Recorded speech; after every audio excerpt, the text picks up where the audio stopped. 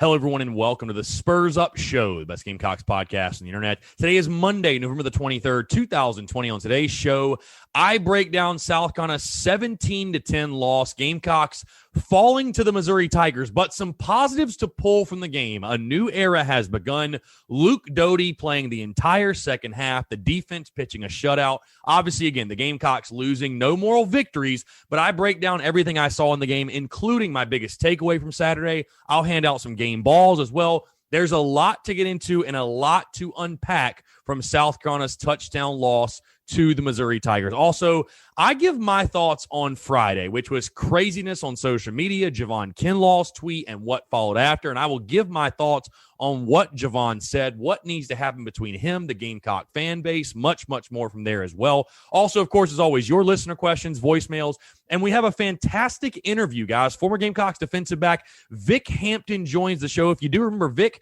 was on the show over the summer. We broke down his career, everything else at South Carolina, but this conversation a little bit different as we talk about the current state of the program, his thoughts on who South Carolina should hire, the culture within the building, a lot of stuff. Vic gracious enough to give us his time, so thank him for that, guys. We got a packed show here on a Monday, so sit back, relax, enjoy. It's all brought to you by our friends over at Upstate Movers Group. Guys, Upstate Movers Group, superior moving service. They bring care and attention other companies can't offer because they're just too busy maintaining trucks and profiting off of them instead of focusing on service. Guys, service is what separates Upstate Movers Group from the competition. By the way, guys, they're not a trucking company. They are a moving services company, and they're also employee-owned co-op, which means their movers are paid twice the industry average, and everyone on the crew is just invested in the success of the project as you are. They have dedicated professional crew members, and they offer black glove service. They offer end-to-end packing services, custom crating and packaging for special items, and cleaning services as well. They are founded by Greenville natives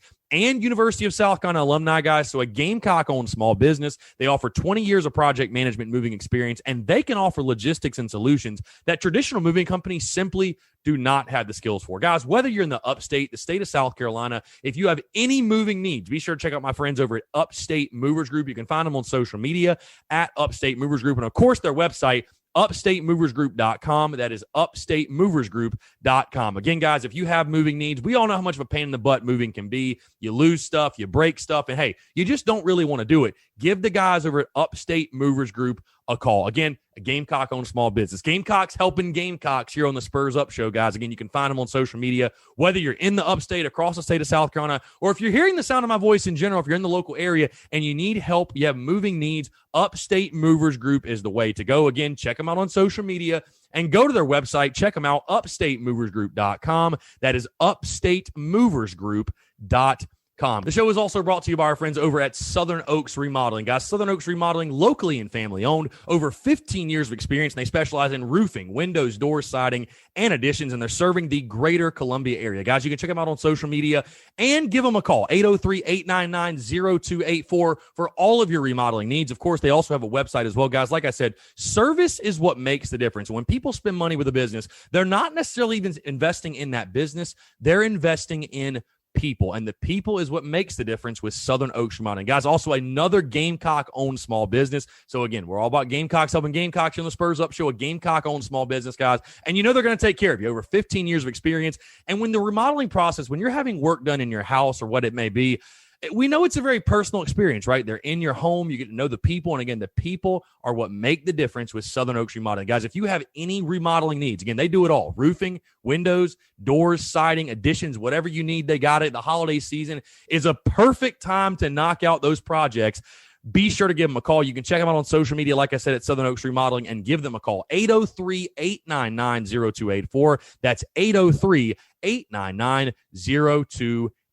Guys, also the show is brought to you by our friends over at My Bookie. Guys, between the NFL, college football, there's no shortage of games to watch, and with thousands of lines available on all your favorite sports and events, you can turn your game day into payday with My Bookie. Guys, if you're the person who likes to back the big favorites, consider putting a couple in a parlay for a much bigger payout. Not only do parlays make meaningless games exciting, but more importantly, they give you a chance to turn ordinary bets into a real moneymaker. And of course, guys, don't forget the underdogs, right? They have a ton of value. The thing about college football, NFL, sports in general, the underdogs are never really dogs, right? Every team truly has a chance to win, and you do as well. Game spreads, championship futures, and player prop bets. It's never too late to get on the action and start turning your sports knowledge into actual cash in your wallet. Guys, you can sign up today at mybookie.ag. And when you do, use the promo code Gamecocks to claim a deposit match dollar for dollar all the way up to $1,000. So guys, you go to mybookie.ag, use that promo code Gamecocks, you put in 1,000, they are going to give you an additional 1,000 in free play, guys. And hey, with Thanksgiving upcoming on Thursday, we got a ton of football this weekend, a ton of sports in general, both NFL, college, everything. This is the perfect time to create your account and get that dollar for dollar deposit match. Guys, it's a bonus designed to give you a little help and a head start in your winning season. Again, that's promo code Gamecocks, for you to claim your bonus when you make your first deposit. Stat UFC cards, college football, NFL, all the major sports and more, guys. Sign up today to begin your winning season exclusively at MyBookie. Let's get it.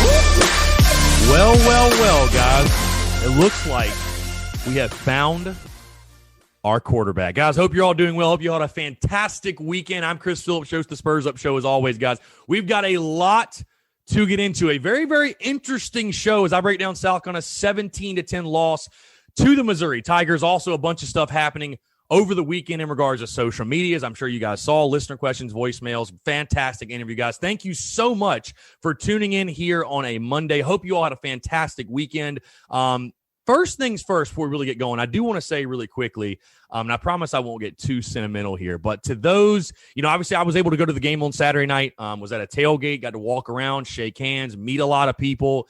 To everyone who interacted, said what's up, showed their love, appreciation, everything else, I just want you to know I truly, from the bottom of my heart, appreciate it so, so much. Words cannot describe how appreciative I am of everything, guys, for you guys showing love, again, showing the support. I love, that's the biggest thing, guys, that I've missed from the pandemic and COVID. We're really not able to go to games like we used to be able to. And obviously, being in the stadium, I think there are only 13,000 people in there or something like that. But being able to walk around and talk with fans and meet people and talk Gamecocks and interact with you guys is something I do not take for granted. It is awesome. I genuinely, truly do appreciate it. So again, everyone who took time out of their day Saturday to say hello, to say, hey, I love your show, love what you do, or just talk Gamecocks in general, man, thank you guys so, so much. You guys are what make doing this worth it. I truly, truly do appreciate it. I cannot stress it enough how much I appreciate it. So again, guys, I really do appreciate you all tuning in. Hope you all had a fantastic weekend. Obviously, it's crazy. I was thinking about this over the weekend, thinking about it yesterday, actually.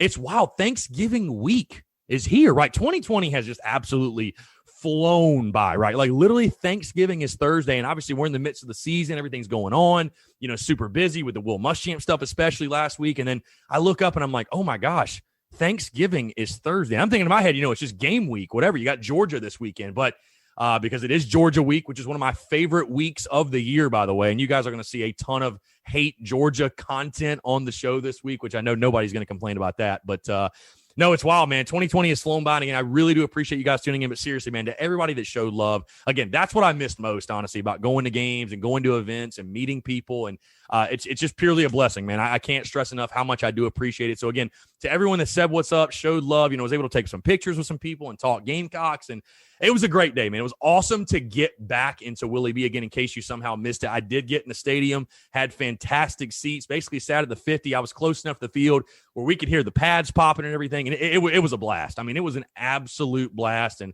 obviously felt really, really good to get back into Willie B. But it's crazy, guys, because we're going to go and dive into everything with this show and talking about the Missouri game. Normally, and this was the beginning of a new era, right? A new era has begun with Gamecock football. Will Muschamp, obviously, last week, relieved of his duties. First game post-Muschamp, and I was thinking to myself, and I was talking to my buddy as I walked into Willie B. This was the first game since 2015 that Will Muschamp was not roaming the sidelines for South Carolina. I was just thinking, like, how crazy that was. Like, really, how long it had been, because I was at the last game that Will Muschamp was not at South Carolina, the 2015 Clemson game. I was in the stadium for that one, and then obviously I was in the stadium Saturday for the first game post-Muschamp. And, normally after a loss, I'll come on here a bit dejected and upset or disappointed or what have you, right? The emotions are flying high. The emotions are sky high, obviously, as we all know, and you guys have heard the shows the past couple of weeks and just kind of the tone and how they've been. It's crazy coming into this one. And the best way I can summarize it is this. Leaving the stadium Saturday night, the guy that I went to the game with, and really the people that I went to the game with, the mood from them was very, very interesting. My buddy literally looked over at me and said, I know we lost the game, but I don't really feel like we lost. And that really stood out to me because I said this on social media, and I'll say it again here for you guys. I woke up on Sunday. Again, normally I'm waking up, pissed off, disappointed, upset, whatever the emotions are. For the first time in a while, I woke up on Sunday and I felt hope. I really didn't. Again, there's no moral victories. It's disappointing. You lose to Missouri. It sucks to lose those guys, especially in a game where you had an opportunity to win. And maybe, you know what? Maybe we're just so beaten, battered, and bruised from Will Muschamp that, it's just gotten to this point where you lose by 7 to Mizzou at home and people are looking at the positives. But no, seriously, I woke up Sunday and I come into this Monday talking to you guys here on the airwaves, and I feel hope for the first time in really a while. And I think we all know why that is. Again, the main topic of conversation today is going to be Luke Dody. Luke Dody coming in the second half. Again, you lose to Mizzou 17-10. But all of the buzz on social media, post-game, everything else is Luke Dody. Colin Hill obviously playing the first half. You're down 17-0 at half. And guys, this one was brutal. I mean, this one was brutal in that first half. Extremely boring. You had 68 yards of offense. I mean, I was sitting there. I felt like I was about to fall asleep. You know what I mean? I was thinking to myself, oh boy, this is going to be a very, very long night. Going to be a very long night. I mean, again, 17-0 at half. You're doing nothing offensively. And, I thought your defense was fighting their tails off, but, was put in some really, really tough situations. And I know we were all thinking it. We were all thinking it. What's the harm, right? Because I saw it on social media and everybody I talked to said, hey, season's a wash, season's a wash, season's a wash. And that was sort of the mood I thought of that game, especially in the first half. It just kind of felt like a going through the motions type of night in that first half. And again, I think there are moments in a program that, again, the biggest issue with Will Muschamp in his tenure was I think fans lost hope, right? They just lost hope. You didn't have any feelings, any positive feelings at all that you felt like things would get better. And I think, I don't want to over-exaggerate it. I don't want to make too big of a deal of it. But maybe, just maybe, the insertion of Luke Dody could serve as one of those moments. Not really for the 2020 season, because, listen, I do think the 2020 season is a bit of a wash. You're 2-6 now. You've got 2 games left. I mean, realistically, you open up as basically a three touchdown underdog to Georgia. I mean, what are you going to do in that one? You might beat Kentucky, sure. You might go to a bowl game because I think everybody's bowl eligible. But really beyond 2020. Again, that's what everybody wants to talk about. So I'm not going to beat around the bush. I think that's what everybody wants to talk about, Luke Dody. And it is wild watching the game on Saturday night, thinking to yourself, how are we just now getting this guy in the game? I mean, was it really Muschamp that was holding it back? I find that hard to believe because I saw a lot of people saying that is that, oh my God, it really was Muschamp. You get rid of him and they're willing to play him. And I don't know. I think Bobo was stubborn and sticking to his ways with his guy, Colin Hill. And listen, I do want to make one thing clear too, because I had someone DM me on Instagram and say, oh, you ready to stop, get off the Hill hype train? Are you ready to finally stop, riding Colin Hill and hyping up Colin Hill? And I want to make one thing very clear. I advocated for Luke Dody to play, by the way. I wanted Luke Dody to get out there. And you see why. The dude can do things that no other quarterback on this roster can do, point blank, period. My biggest point a few weeks ago, and I think it was after the LSU game specifically, in defending Colin Hill, was that he is not the number one problem on this team, or he was not. It was the defense. Again, you go through a 3-game stretch, you give up 159 points. It wasn't Colin Hill that gave up 159 points. It was the defense.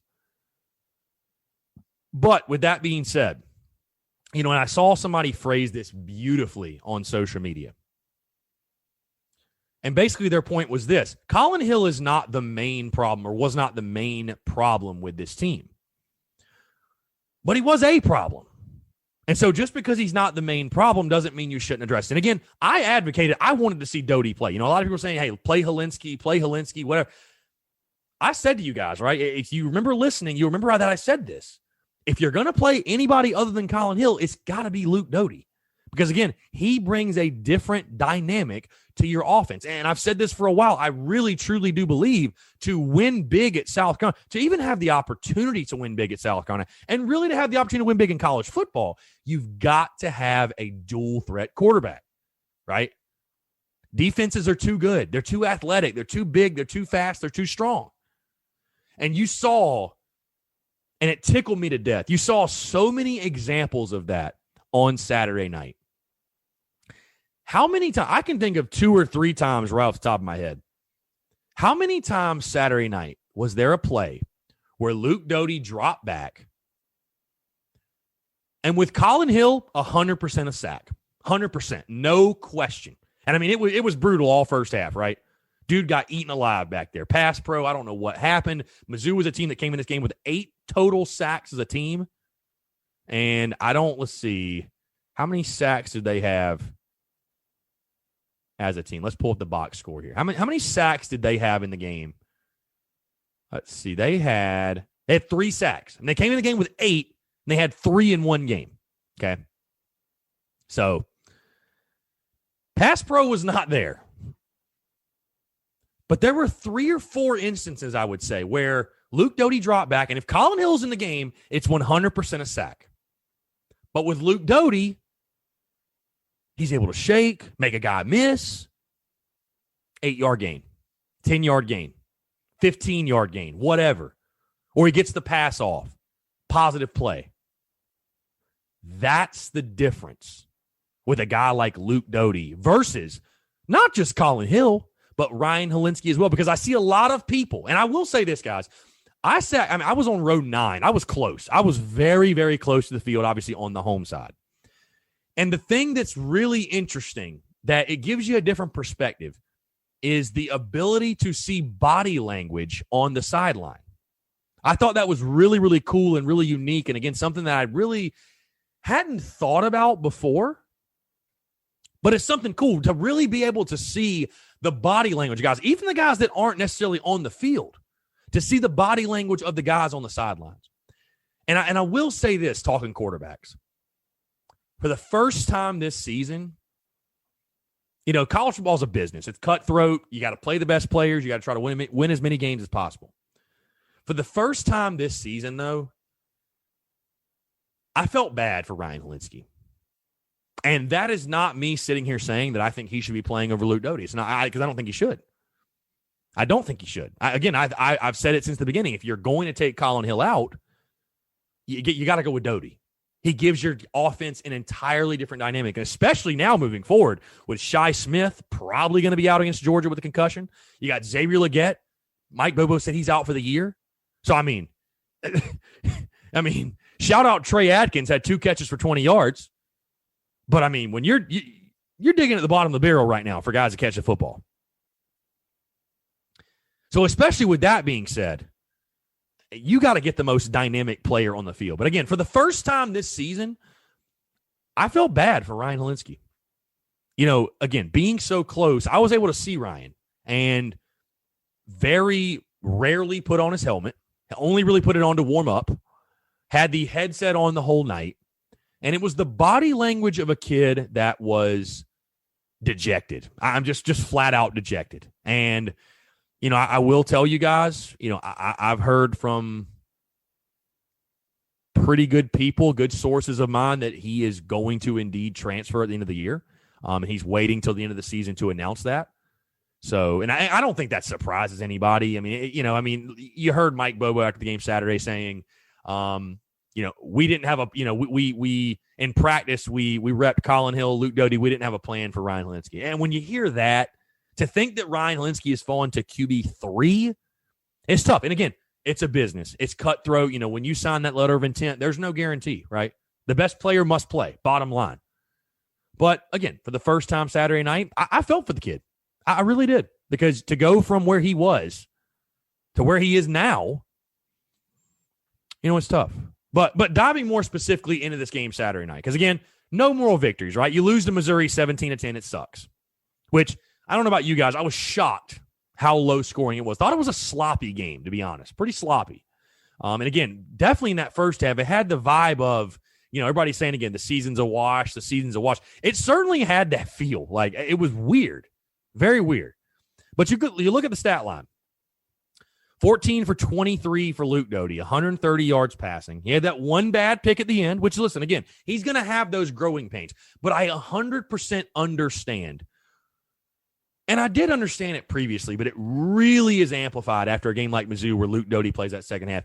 You now maybe finally get what Gamecock fans were saying, is that they'd rather lose with a Luke Dody or even a Ryan Helenski versus Colin Hill, because for the first time in forever, I see a Gamecock fan base with hope. I see a fan base with hope. Like, maybe this Luke Dody guy, maybe this is the guy, right?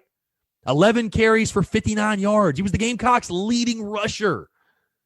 Most rushing yards for a South Carolina quarterback since Perry Orth in 2015. Guys, it was shades of Connor Shaw. I mean, some of the things, and I don't want to put those unfair expectations on Luke Dody. Listen, Connor Shaw, winningest quarterback in school history, had insane talent around him. I don't want to put those unfair expectations on this kid. But, man, I mean, he had flashes. You know what I mean? He had flashes. There's no question. The kid had flashes. I thought Nick Muse offensively played a really good game. 6 catches for 67 yards. Your leading receiver. And I know he's been a guy that's been there's been mixed reviews on Nick, and he's had his drop issues, especially early in the season. But I thought he had a really good game. He's going to be a guy that needs to step up big time going to this Georgia and Kentucky games, last 2 games of the season. I mean, especially with Luke Dody, I assume is going to be the starter. I tell you guys, if Mike Bobo trots Colin Hill back out there, Gamecock fans will mutiny. Not even joking. So I'm going to speak it into existence, and I think Luke Dody is going to be the starter on Saturday against Georgia. So a guy like Nick Muse is going to have to step up, play really, really good football, because he's going to be his young freshman quarterback's best friend. So that was nice to see. And listen, I got to give love to the South Carolina defense. Got to give love to the defense, because listen, this has been a tumultuous week for that defense. And it has been, wow. I mean, we all know 159 points in that 3-game stretch. Worst in school history, worst ever. I mean, awful. Just awful. And you're thinking to yourself, my God, this defense couldn't stop a nosebleed. And your 2 best players, 2 best defensive backs, I'll say, opt out. You lose your defensive-minded head coach. And all you do is go out there and hold them to 17 points, and you don't give up a second half point all night. I mean, the irony to me, you only give up 203 passing yards for a defense that was giving up 288 yards per game through the air. You only give up 203 yards through the air, 98 yards rushing. And again, you don't give up a second half point after being down 17-0. Which leads me to my biggest takeaway from this Saturday, because I said some things going into this game, and I had major question marks about the leadership and the culture on this football team. And I think those were fair questions. I mean, when you saw what happened on social media last week with players going at fans and fans going at players and alumni going at fans. And I mean, it was just a whirlwind. It was a shit show. Just call it for what it was. It's a complete shit show. My biggest takeaway from the game Saturday, and there could be many. I know for a lot of you, and I went back and forth on this because, I mean, heck, one of the biggest takeaways from this game is definitely Luke Dody is the quarterback on this roster that gives this team the best chance to win football games. I feel like that's a given, okay? But my biggest takeaway from this game Saturday is the culture on this team is better than I gave it credit for. And again, I was very, very critical coming in this football game. Again, with everything swirling and a complete shit show, right? I wasn't sure if we were going to see a team that quit, that had given up, or a team that came out and fought for one another and fought for the University of South Carolina. And I will say this, again, there's no moral victories. It sucks to lose. But for a team that could have just packed it in, a team that could have just completely quit, given up, you're down 17-0 in the first half at halftime. And I thought the defense, by the way, did fight their asses off in that first half. You just played so poorly offensively. You gave yourself no chance. And you gave your defense really no chance either. But for a South Carolina team, again, that was down 17-0 at halftime, had every reason to quit, had every reason to pack it in and say, you know what, screw it. We're down 17-0, we got no chance. You pitch a shutout defensively in the second half. And again, I really think a lot of it, guys, does come back to the insertion of Luke Dody at quarterback. I really do think it does. And again, this is coming from someone that has, defended, if you want to call it that, defended Colin Hill. Again, my whole point in it was just saying that he wasn't the number one problem. I would have been down from the start to roll with Luke Dody. I told you guys, I don't give a damn who QB1 is. Play the guy that gives us the best chance to win. Well, we found out Saturday night that guy is Luke Dody. Absolutely no question. That guy is Luke Dody. And I think you saw, his insertion. And again, like I said, guys, I was close enough to see body language and see the way guys react. I saw it. I saw a couple guys, when Colin Hill took a sack, and I think it was on like third down or something, guys on the, defensive guys, especially on the sideline, like, oh, God, here we go. Oh, shrugging to the shoulders, rolling to the eyes. You know what I mean? Like, oh, God, here we go. Here we go again. Back on the field we go, right? It's frustrating. I mean, that's how we all felt too. But that insertion of Luke Dody, man, like I saw a spark in the team, I not just offensively, but defensively as well. And it kind of reminded me, guys, of 2008, when Steven Garcia would get his opportunities. It really reminded me of that. And again, I don't want to put too much on this kid's shoulders because he's just a true freshman. I've already in this show compared him to two of the best South Carolina quarterbacks who ever played, whoever wore the jersey. So I want to be careful with the comparisons, right? But he had that impact. I really believe Luke Dody had that impact. And so, again, my biggest takeaway, the culture, though, on this team, it's much better than I gave it credit for. I was very critical of it. I was very harsh of it. And I had a lot of questions. I mean, that was literally my biggest question coming in the game. And I thought you saw a group of guys, and I was, again, not happy, no moral victories, but I was proud leaving the stadium. I was proud of those dudes for fighting their asses off and representing the University of South Carolina in a positive way. And South Carolina might go probably might lose the last two games. You got a good chance against Kentucky. They've completely fallen apart. Alabama beat the absolute shit out of them. But even if you lose the last two, man, I now believe it's going to be with a team that is going to fight their tails off. They're going to compete. They're going to fight, scratch, and claw. And, I loved what I heard Saturday night from Sedarius Hutchinson, because I asked, who are the leaders on the football team? Who are the leaders? Sedarius Hutchinson, the comments he had at the game about why he's playing in these last three games, why he decided not to opt out. Beautiful stuff of legends. Awesome stuff. Says a lot about his character. And then defensively, of course, I think Ernest Jones, man, that's a guy that, I'd go to war with him. I will go to war with Ernest Jones. That dude is an animal. But again, I think the insertion of Luke Dody like really gave a spark to this entire team. You know, you see your quarterback making plays. When's the last time we saw a Gamecocks quarterback juke somebody out of their shoes? Because that's what we saw on Saturday night. And again, I thought you saw the team respond. Now, again, there's still a lot of issues on this football team. We're taking a look at it just, black and white. You lose the football game. What happened? What went right? What went wrong? Obviously, you lose Shi Smith early. And that's the biggest thing, too, with Luke Dody in the second half. He did it without Shi Smith. I mean, that's wild that he was able to have any success. And I will say, and you guys already know this, it is pretty painful to watch this Gamecock offense without Shi Smith, without its big play threat. I was also very surprised at South Carolina's lack of ability to run the football. 16 for 58 for Kevin Harris. He's been crushing it lately. So, he was kind of due an off game, I guess. But, I was surprised at that a bit.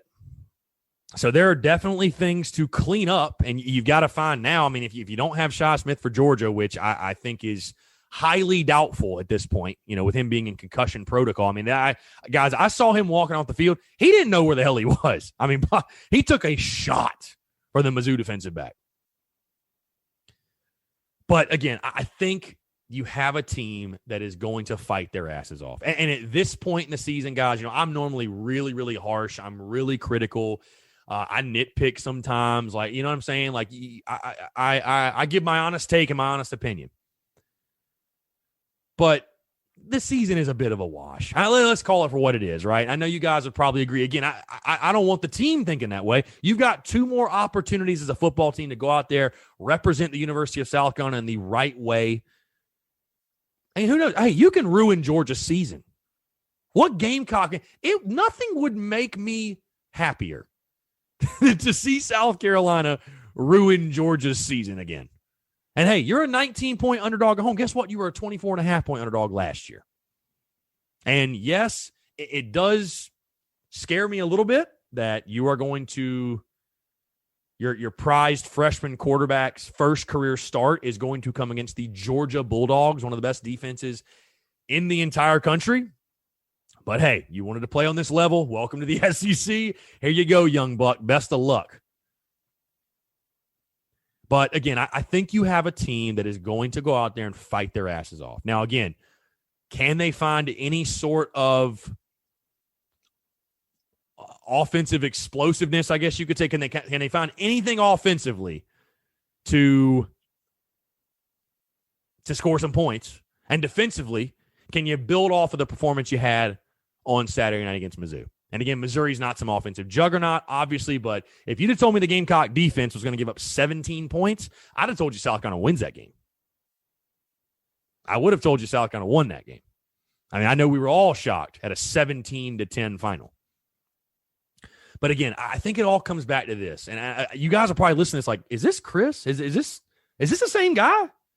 Being like overwhelmingly positive on a Monday after a touchdown loss to Missouri at home? I mean, I'm disappointed. I am. I'm obviously losing sucks. Losing sucks, bro. But again, I think it just comes back to, for the first time in a while, we have hope. You just truly, and that's again, I don't want to put too much stock into it, I guess, because listen, it was one half of football. Okay. And Missouri's not Georgia. They're not Alabama. They're not LSU. Well, not the LSU of this year. They're not Florida, right? They're not an elite. But again, Luke Dody with his playmaking ability. I mean, if nothing else, and this is what I told you guys, right? Like, just make South Carolina game day exciting again. That's it. We've gotten to the point we just want the games to be fun to watch. I mean, I was about to fall asleep in the first half. I'm sure many of you were as well. And the second half, there was actually excitement. Like, it was like, wow, like this is, man, where did this burst of energy come from? And I think you saw that on the sidelines too. And again, that's what I think, having a guy like Luke Dody in the lineup that can make plays with his feet, that can turn nothing into something. I mean, this kid made some really, really good throws as well. Guy can throw on the run. I think he throws a beautiful ball. And again, he's going to have his growing pains. He's going to have his freshman moments. But why not do that now? Because ironically enough, going into the game Saturday night, like literally walking to the stadium, we're all talking who's going to be the next head coach, who's going to be the head coach, whatever, right? We're all kind of all that swirling, right? We all want to know, which I'm going to get into some head coaching rumors in just a second, by the way. But who's it going to be? That's what everybody wants to know. Again, I was saying this going into the stadium Saturday night. I was like, you know what? I think no matter who you hire, the next head coach is going to bring a spread offense. We're going to get back to a more modern offense, a forward-thinking, aggressive offense, spread, tempo, all that good stuff. I think we're going to get back to that. And again, I said it going into the stadium. I was like, I think Luke Dody is on the fast track to be the starting quarterback next year because he fits that mold. He's that guy.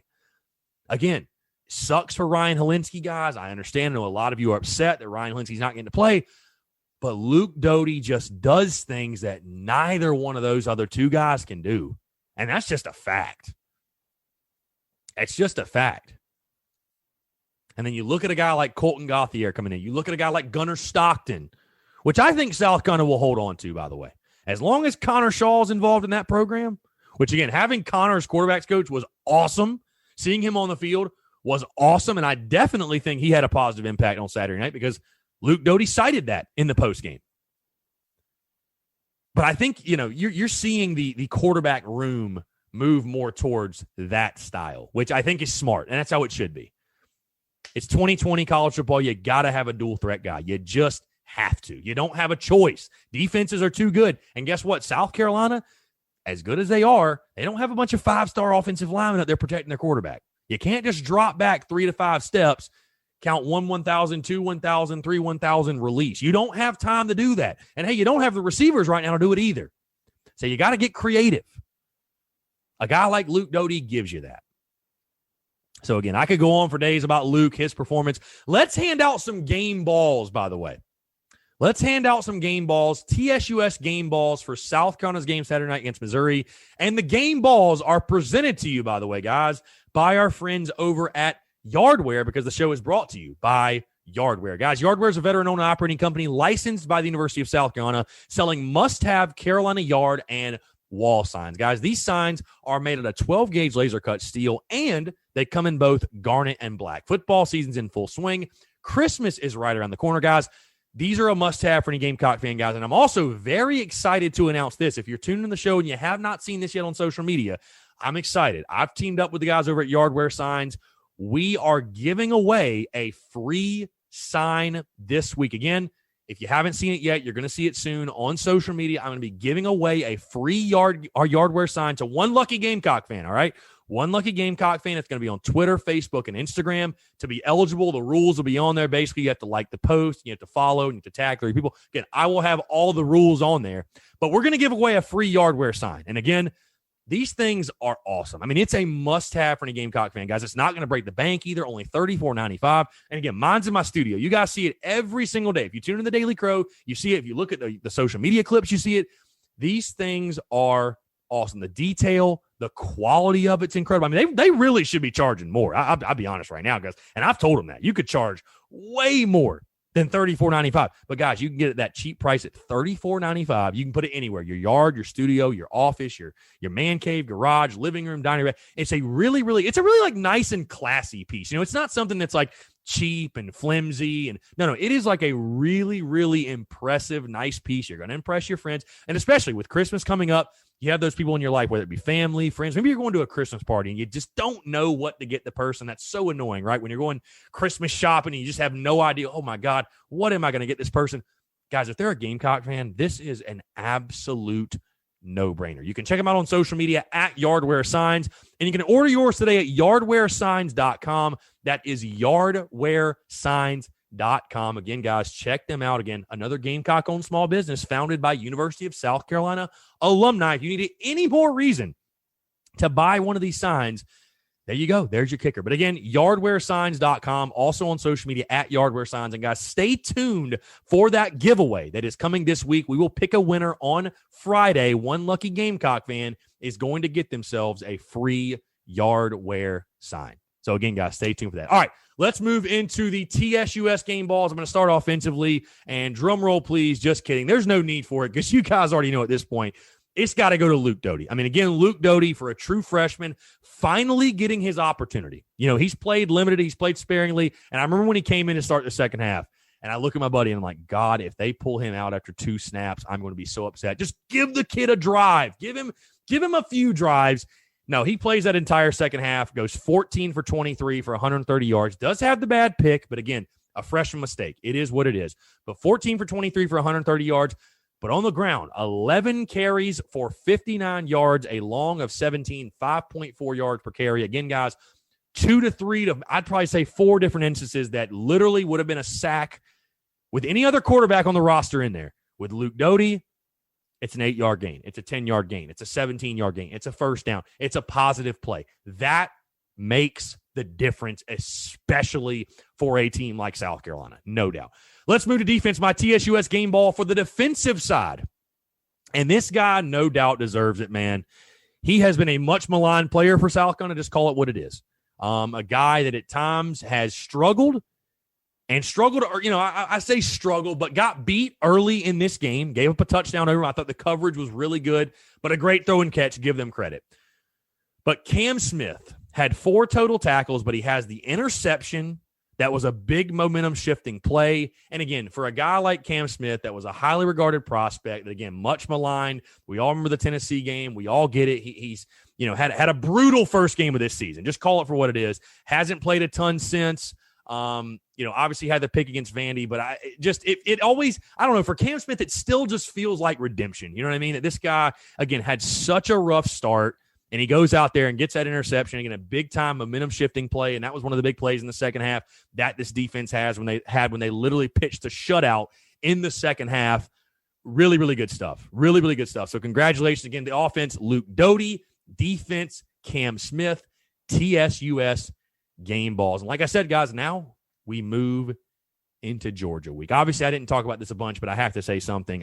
I don't know what to attribute it to, because it's crazy to me that your defensive-minded head coach gets fired, and this is the best the defense has looked in over a month. So I don't really know. That math doesn't necessarily add up. I don't know if it really just was Muschamp holding this group back. I mean, it's hard for me to say that is the reason. And then again, you lose your 2 best defensive backs and a safety, and your secondary looks the best they've looked in over a month. I don't know. Maybe you guys have the answer. I did not really understand it. I thought it was very ironic, and it was. I know it made a lot of Gamecock fans smile to a degree, but no. Again, just happy to see the fight, the effort from the guys. Like I said, I know it's in a losing effort and there are no moral victories, but hope, guys, is the message I leave you with on that Missouri game as we move into the rest of the season. So again, it is Georgia week. To hell with Georgia as we creep closer to Saturday's kickoff. All right, before I dive into listener questions and voicemails, one thing I want to touch on really, really briefly, because I gave my thoughts on it Friday, but I was emotional, and we all were.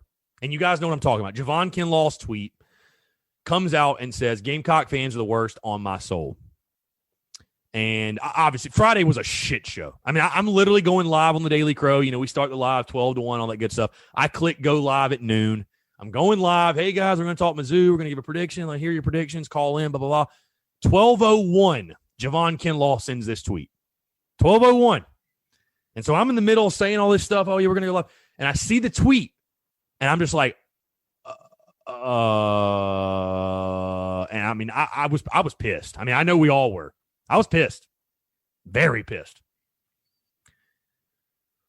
But now, obviously, it's been 48, 72 hours, whatever. Been able to cool off. Javon Kenlaw still hasn't deleted the tweet. But at the game Saturday night, if you weren't in the building, if you haven't seen, I know there's a video floating around Twitter. But if you haven't seen it, Saturday night, Javon Kenlaw's picture, they show the NFL Gamecocks, right? And they'll show all the guys in the league, and they show, Pat DeMarco and J.D. Clowney and Jonathan Joseph and Debo Samuel and Brian, all these guys in the NFL, right? Well, they show Javon Kenlaw on the scoreboard, and the stadium boos. Stadium booed him. And I mean, it was a It was a fair amount of people. Like, it was not 3 or 4 people. It was, I would say, at least half the crowd booed Javon Kenlaw. And I will say, I did not partake in it. I didn't boo him. I didn't boo, obviously. I didn't want to boo. I didn't like that the fans did. I didn't love that they did it. I understood why they did it. I know they're pissed off. I get it. I totally understand. Javon Kenlaw shit on the Gamecock fan base. I mean, he really did. And I mean, when you do that, what do you expect? You piss people off. But I said this on social media, and again, I want to echo this on the show. Emotions ran high last week for the entire week. It's kind of crazy, the fact that, like, Will Muschamp's dismissal happened on Sunday, and I mean, dude, throughout the entire week. You know, and I think there were other things, too. You had the firing, you had the opt-outs, you had the comments that I posted from Ryan Brewer about the opt-outs, and then you have the tweets, and it's just like craziness going on. But when you take a step back now, again, we're here on a Monday. It's the following week. We've played a game. My message would be this. I'm disappointed that the fans booed, but I totally and 100% understand it. And if you're a fan that booed, listen to this, I don't condemn you for it. I totally get it. Because I was pissed on Friday. If you guys were tuning the Daily Crow, I was pissed off. I was pissed off. I used some very select language on that Friday live stream. Okay. But here's what needs to happen. Javon Kenlaw lets everybody take a deep breath. Emotions have run high. Javon Kenlaw needs to put out an apology. He needs to put out an apology tweet. It's a bad look. The University of South Carolina provided him with an opportunity to get to the point he's at now, to make the money he's making now, to play for the San Francisco 49ers, whether he wants to admit that or not. And whether or not he had a bunch of great or horrible experiences with the fans. And I know they weren't all negative, because Javon Kenlaw was one of the most celebrated defensive players, probably the most celebrated, especially defensive lineman we've had since Jadeveon Clowney. No doubt. Take a deep breath. You're a big talking head for the school. Obviously, that's not a good look for recruiting. Obviously, that's not a good look when you're trying to get a new head coach. And so, again, I'm honestly a little surprised at the culture the guys showed on Saturday. Because I'll be honest, on Friday, I was like, wow, I mean, things are just off the rails bad behind closed doors. So, again, those guys impressed me with their fight, resiliency, toughness, everything else. But, yeah, my biggest thing, and again, I'm going to keep it brief. My biggest thing with Gamecock fans is, listen, we're all emotional last week. I agree what Javon Kenlaw said stinks. There's no other way to put it. And he kind of doubled down on it when Corey Miller said something to him on social media. And he said, oh, they're not paying me. I don't care, whatever. I hope that Javon Kenlaw wises up over the next couple of days, weeks, I don't know how long it'll take, and issues an apology. Because here's the thing, man, and not to get too deep with you guys or whatever, but holding a grudge, it only hurts you. It doesn't hurt the other people. It only hurts you. If you're Kenlaw, it's only hurting you, bro.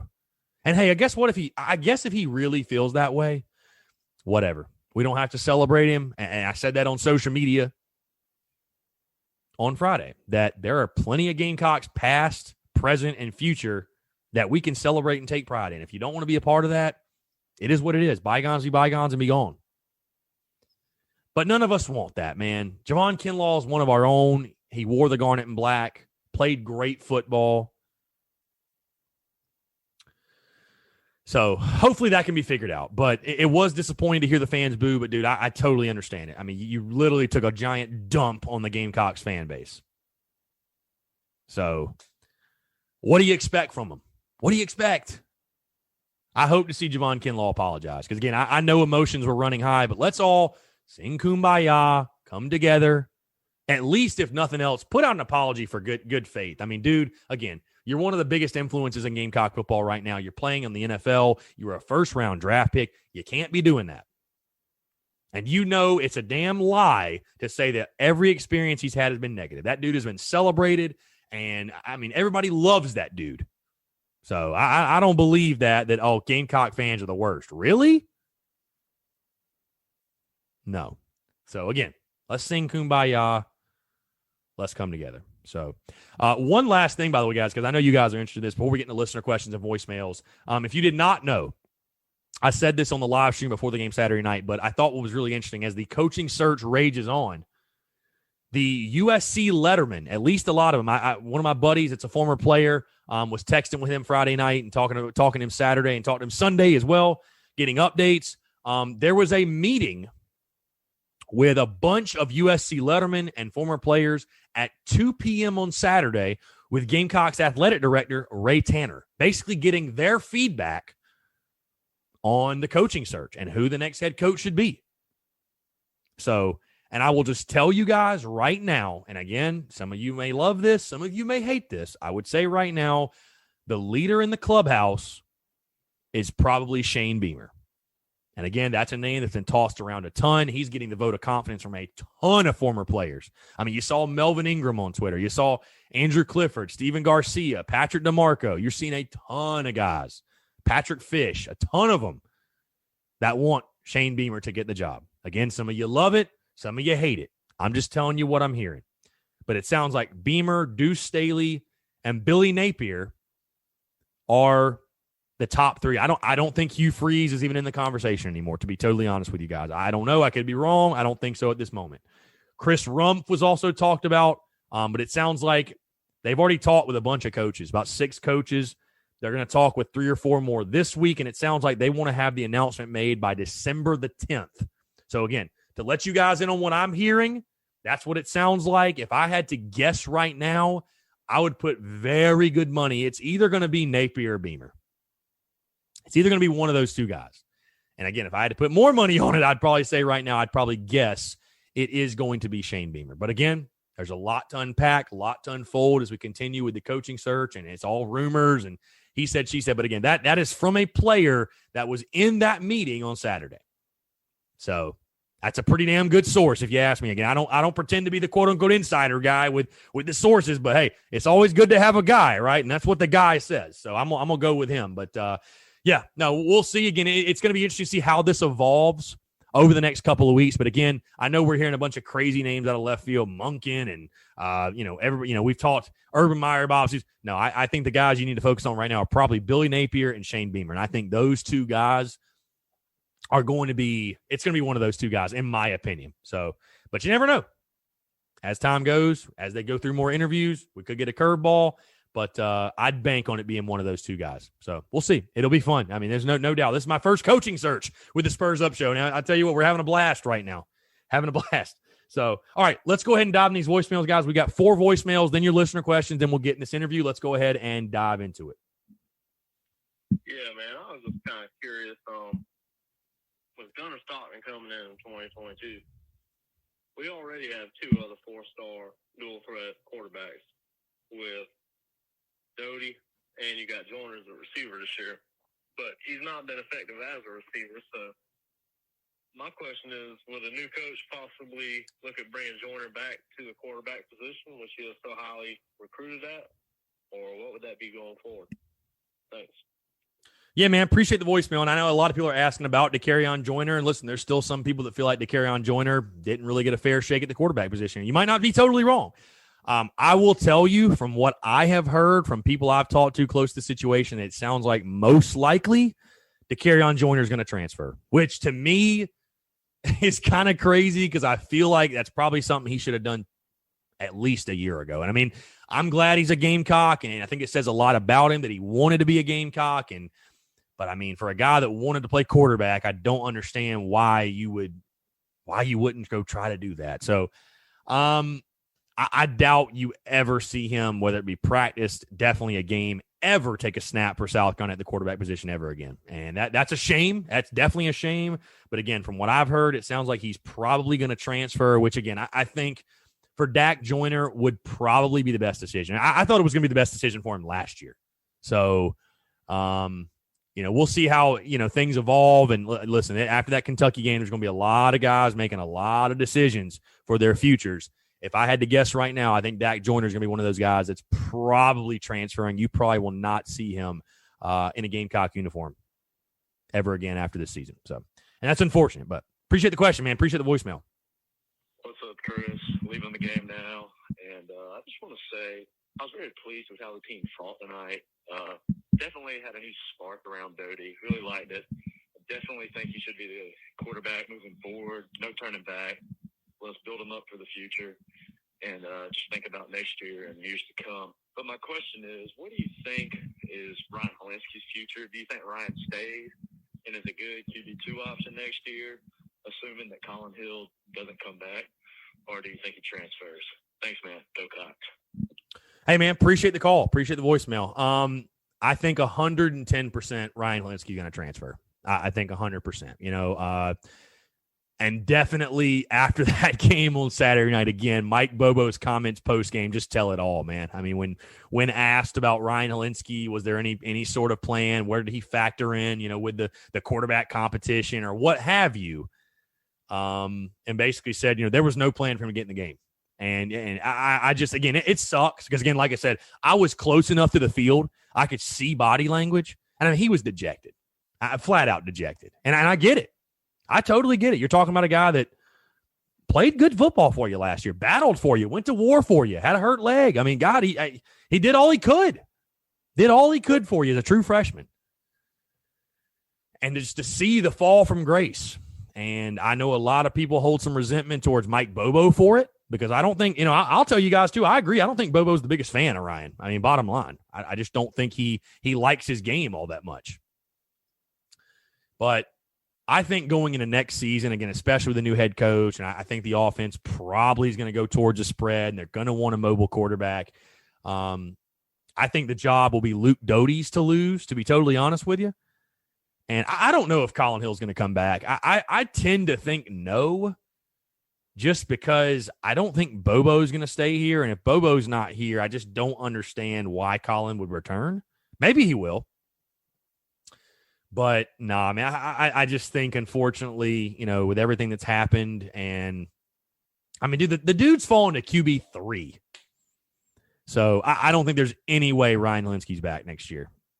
And it's unfortunate. It sucks. I know a lot of people are going to be upset, and they're not going to be happy with that. But, I just think that's the reality. I mean, what's the other option? Him sit on the sideline and hold a clipboard for the rest of his career? He don't want to do that. The guy's got aspirations of the league. You want him to go somewhere he can play. So, it's unfortunate, but hey, like I said, this is big time SEC football, and there's business decisions made. Hey, when you sign your letter of intent, there's no guarantee you're going to be the starter.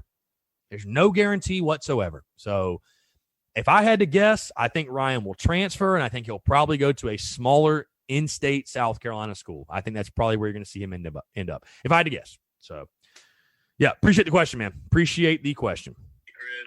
Hey, Chris, this is your boy, Peyton Dawkins, one of your biggest supporters. Man, that's the most fired up I am after a loss in a very long time. I mean, man, and the biggest thing to me, I mean, I know Dody's going to get all the attention from South Carolina fans, but the biggest thing to me is how Muschamp basically scapegoated Travaris Robinson. And T-Rob called a hell of a game tonight. And the defense played inspired ball. The secondary looked the best it has all year, except for the one coverage that was busted. Dody's the real deal, man. He's raw. He's raw as hell. He looks like Connor Shaw did when he got in against FAU his freshman year. But, man, it's real exciting. And I also hated the Beamer talk at first, but honestly, man, reading all the things I have about him, I'm hopping on that train now. I hope he's the guy. But man, it's real exciting thinking about the defense next year. Lloyd coming back with Harris and Fenwick. It's gonna be real great. Offensive line had their worst game of the year, and Dody made them look better, or he made more happen with them. But yeah, and it's just amazing to see the difference when Muschamp and his toxic culture kind of washed out of the team. Real exciting. I want to hear your thoughts on T-Rob, how he did, and Dody. I mean, I know he looks raw as a passer, but man, seeing that kid run and escape the pocket when I counted at least 4 or 5 sacks if Colin Hill stays in. But yeah, I'd love to hear your thoughts, man. Appreciate it. Look forward to listening to the show tomorrow. Hey, man, thanks for the voicemail. That was a great call. No, that was a great call. Lot to unpack. I will say I thought T-Rob called a hell of a game. And I haven't spent – you probably noticed – I haven't spent this show jabbing Muschamp, because I could have done it, right? I mean, we could say, oh, look what Muschamp did. Yep, look how much better that looked. Thanks, Muschamp. Look at that. Thanks, Muschamp.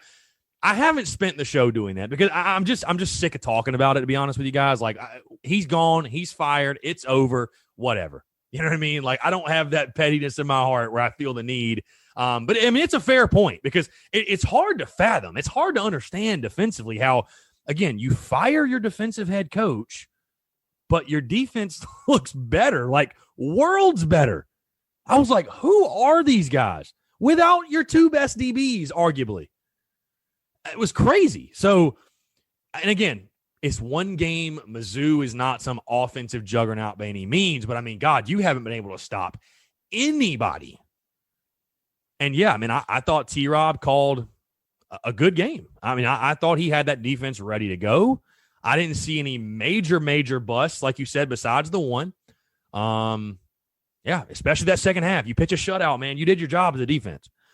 You said it all about Luke Dody, and we've been talking about it all show, man. He again, to encapsulate what you said, he gives this team hope. He gives this fan base hope. He gives this program hope. Agree 100%. There were 4 or 5 plays, like you said, that, I mean, let's just call it, it's a sack with Colin Hill. There's no doubt. And with Luke, again, that's the difference. You're able to make something out of nothing. And again, I agree with you. That's a great comparison. He looks like a freshman Connor Shaw. It was the ghost of Connor Shaw on the field Saturday night. So, you know, fantastic voicemail, bro. Like I said, I think you hit the nail on the head. And again, you might lose these last 2 games, whatever, but you got hope. You've got hope with a guy like Dody. And again, like I said, I could have spent this entire show taking jabs at Muschamp and saying, oh, this was his fault and that was his fault and look at this and look at that. And I think the results on the field, man, speak for itself. I really do. And it's crazy to think changing one thing could have that big of an impact. But that's why there was a change made. And I don't know what happens if Muschamp's still the head coach. I don't know what the score is if Muschamp's still the head coach in that game. I don't know if Luke Dody gets in. I don't know. I don't know how the defense plays. But I know what I saw on Saturday night. And I saw a willingness to change quarterbacks. And I saw a defense that looked the best it's looked in over a month. So riddle me that. Riddle me that. So we got one final voicemail, and we'll get into questions and wrap things up. Hey, Chris, want to get a quick reaction to the game. Man, what a difference a running quarterback makes. I know a lot of people are going to say that, but you saw it right away. Luke Dody, Missouri called a similar blitz, comes free. Dody gives him a little shake, and he's off running. Right? So what a difference a running quarterback makes. Everybody's going to say that they wish Dody had started the game, played the whole game. I hate that we couldn't see the full spectrum of him, full capability. You know, Shi Smith goes down early. I would have loved to see him in the 2-minute offense with all the receivers at his disposal. But, you know, I got to say, it was really nice to watch. It was just different, you know. Hats off to the defense. You know, not a great first half, but I thought they really stepped up and played well in the second half. You don't have JC, you don't have Izzy, but I thought, you know, Cam Smith, other than the touchdown, had the pick that kind of saved one other possession. Thought Johnny Dixon did some good things. I thought Jamie had a pretty good game. So intriguing stuff, you know, some good stuff from the defense. So, you know, it's a loss. It still sucks, but there's some good to take away from this. So we'll see what happens going forward. So there's my quick reaction from the game. Talk to you later, Chris. Tim, always appreciate the call, man. It's always a pleasure to chat with you. And I tell you, man, just listening to your voicemail and thinking back yet again, you're talking about, you know, Cam's game and RJ, or not RJ, but Jamie and John Dixon and these other guys. And I'm thinking about all this young talent. And it's baffling how one change can change the entire outlook on things. I mean, you get rid of Muschamp, and all of a sudden, like I said, guys, this is probably the most positive you've ever heard me. Ever. Or at least in a while. Because, I mean, like I said, there hadn't been many positives to draw, especially the last 2 seasons. I mean, they just really hadn't. Call it for what it is. So, I mean, Yeah, I thought those guys in the secondary, especially second half, like you said, stepped up. And again, it just injecting Luke Dody in the game just injected excitement. I know into me, and I know most people probably watching.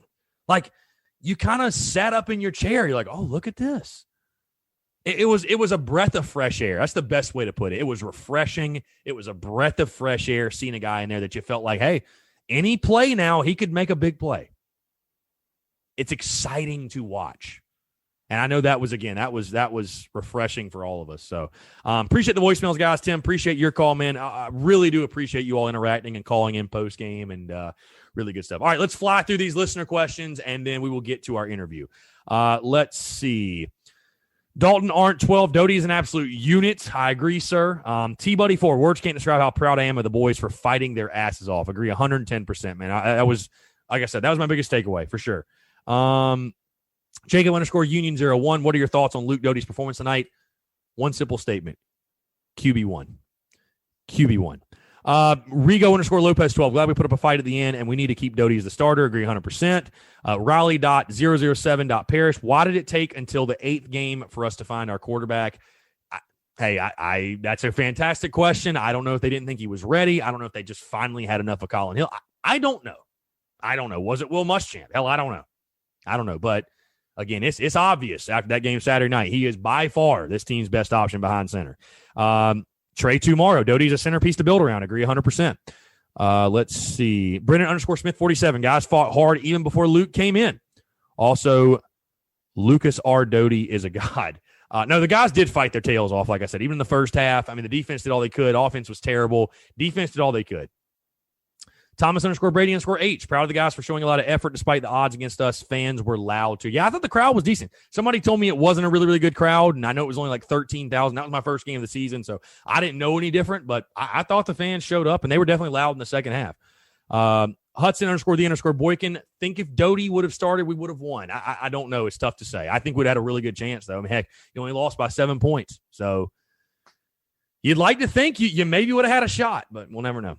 So Trip _05. I love Dody. Start him till Stockton gets there. It'll be a great battle between those two guys. There's no question. And last question, CB3 _presents _ do you think Dody will have the same success against Georgia? And will you go to the game? Will Dody have the same success against Georgia? I'm very hesitant to say yes because Georgia, I think, has one of the best defenses in the country. But hey, they gave up 24 to Mississippi State, and I'm not saying your offense at South Carolina is as good as that one at Mississippi State. I certainly don't think so, but who knows? Who knows? I think it'll be fun to watch, if nothing else. And that's more than you can say for, I think, if you trot Colin Hill out there. So I think you got to roll with Luke against Georgia. Let the young freshman get his feet wet. He's going to make freshman mistakes. Who cares? And I know that's what all Gamecock fans will say. Who gives a damn? If he makes freshman mistakes, cool. Take your lumps now. Why not? And will I be at the game? That is yet to be determined. I'm still trying to figure that out. So just bear with me. There's a possibility, but bear with me. I might be in the building on Saturday night. So we'll see.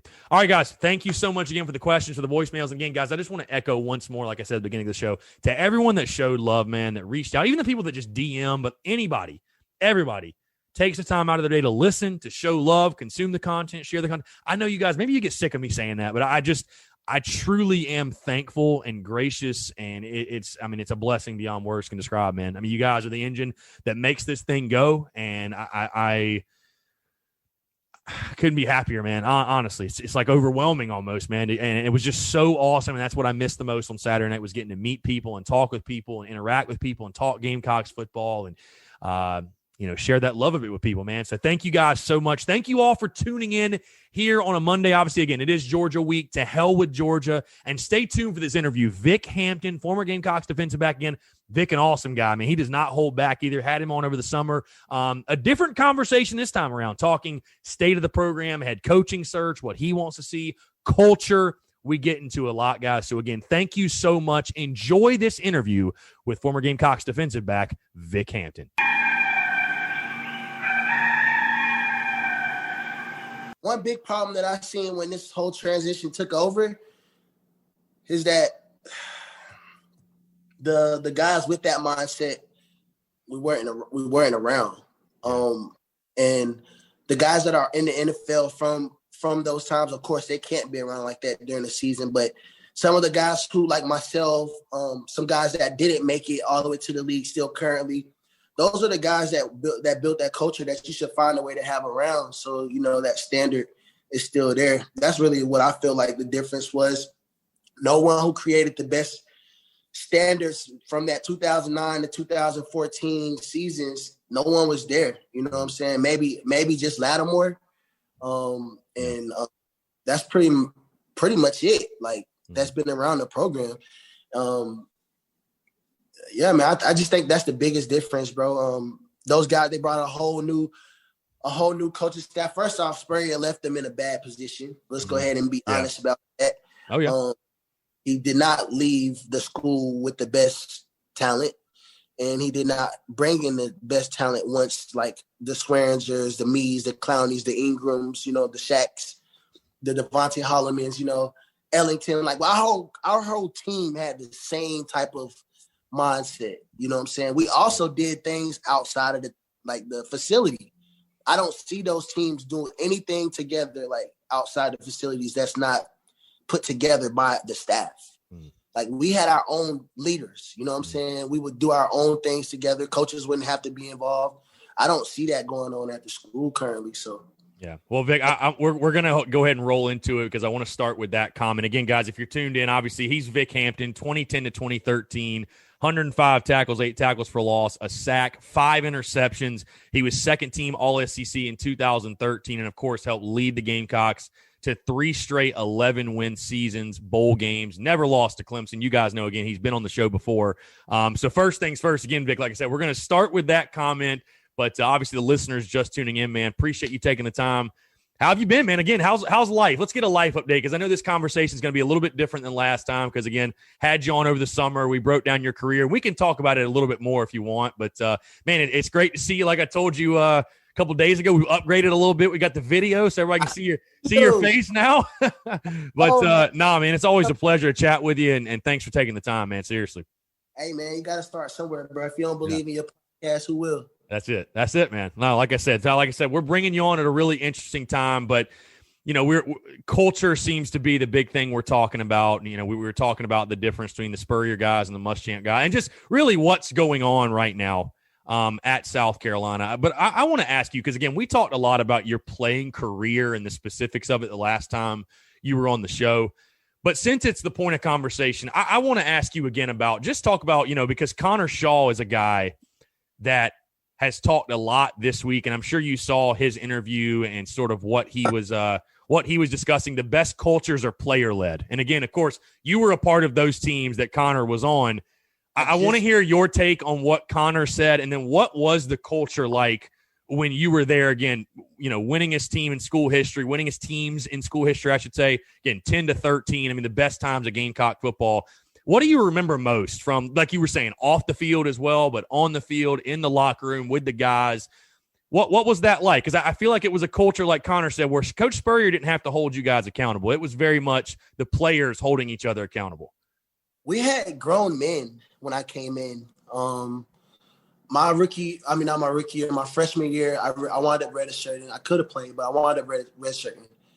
The guys on the team that year were we had like a lot of juniors and seniors, you know what I'm saying? So the culture was already built. When I came, the culture was just like starting to be built. So my visits were, we had house parties, they had cookouts.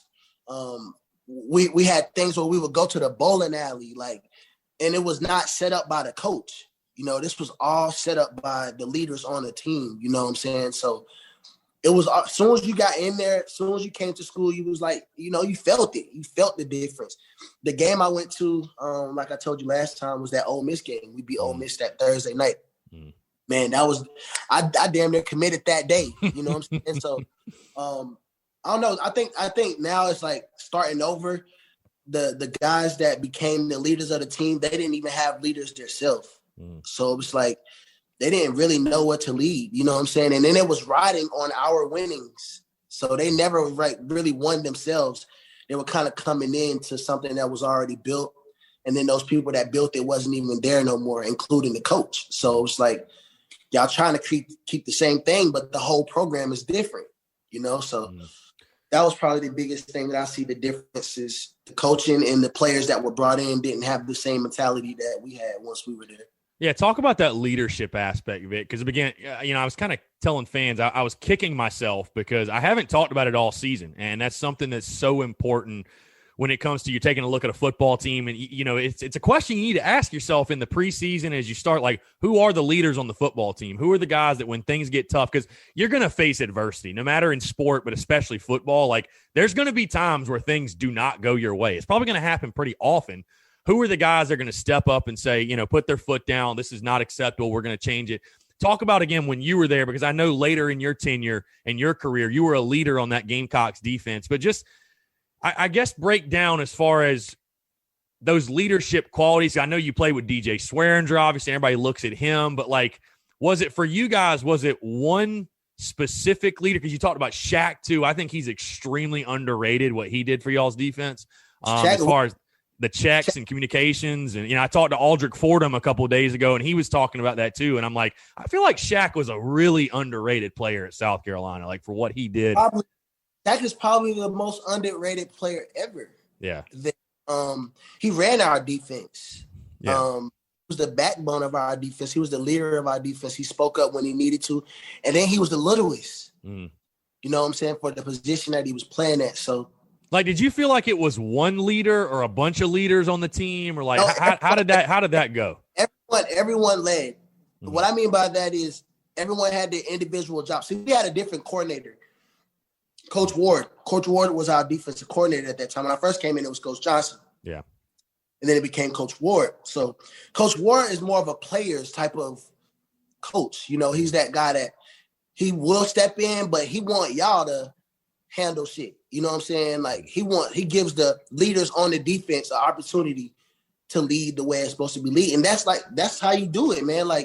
You put people in position, you delegate, you know what I'm saying? You step in when you have to as a coach, but the best teams are the ones that have the players to coach themselves and hold themselves accountable. You know what I'm saying? So on our team, when I came in, we had veterans, we had Chris Culliver, we had Stephon Gilmore, we had Devontae Holloman.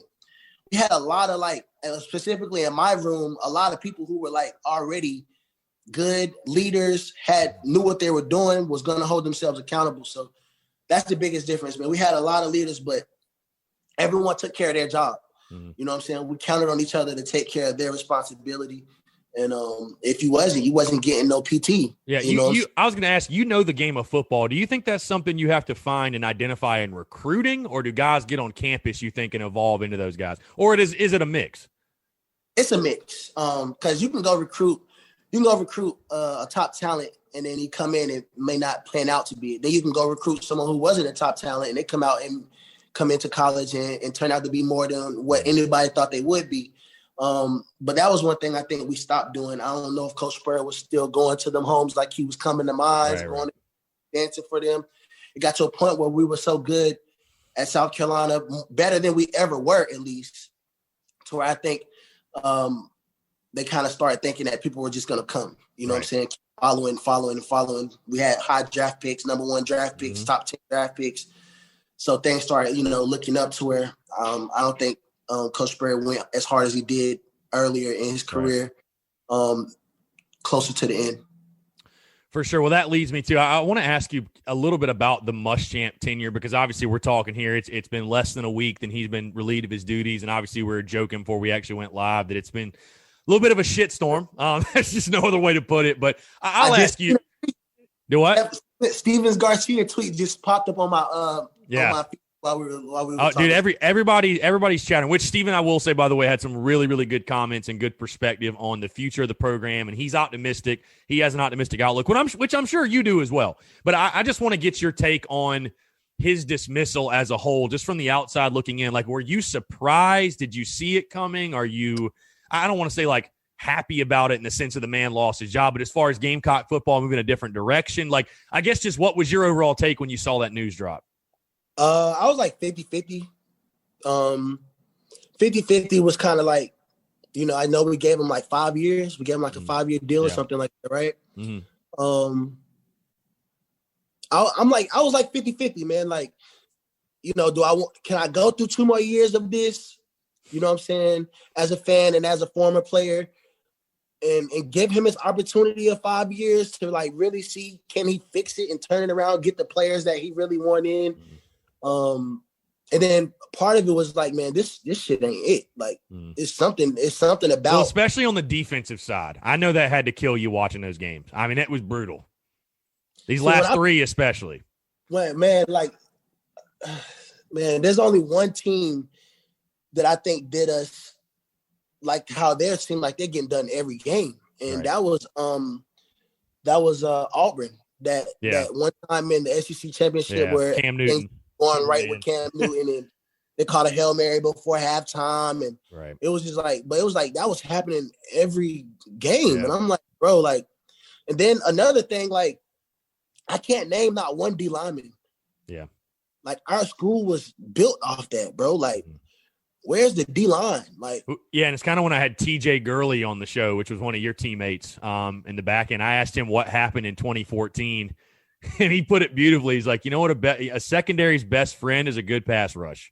And we did not have it. I mean, you know, just call it what it is. It's a lot easier to play DB when Jadeveon Clowney's breathing down the quarterback's neck. I mean, it just makes it fun for you guys. I just think of a play right now that JD saved me on, where it would have probably been a long touchdown. But since he batted the ball down, you know, and so yes, that is hands down the biggest difference I see. Because when they talk about our DBs, they're supposed to be good, right? Yeah. I mean, like you said, I mean, we're going to get to this in just a second, but J.C. Horn probably going to be a first-round draft pick. Israel McQuamu is going to get drafted, yet you're still giving up 288 yards per game passing. It's like, it does not make sense. They can't cover forever, man. Yeah. We can't.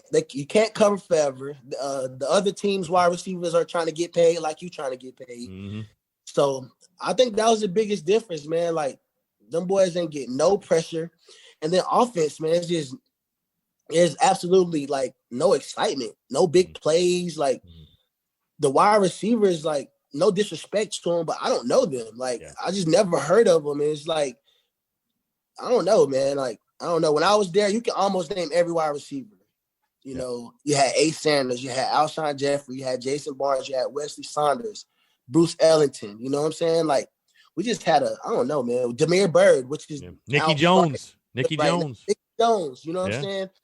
So even from our receivers that people, you know, they didn't start. When they got in, they still was a threat. You know what I'm saying? It's like now it's like Shy Smith, and then who else? Like, who else? Like in year 5, and I think that's what's really irritated people is it's year 5. And like you said, South Carolina's always had great wide receivers. I mean, just it's been, no matter if the team was great or awful, there have been great wide receivers. That's why it was so surprising, you know, to me in year 5. And great DBs, too, I will say. Honestly, South Carolina's been really good at the skill positions, I feel like no matter what.